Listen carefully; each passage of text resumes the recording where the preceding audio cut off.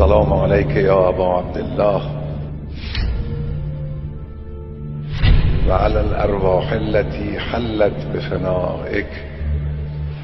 عليك مني سلام الله أبدا ما بقيت وبقي الليل والنهار،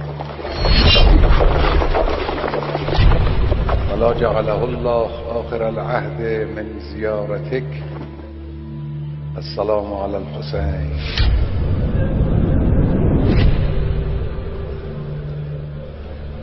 وعلى علي بن الحسين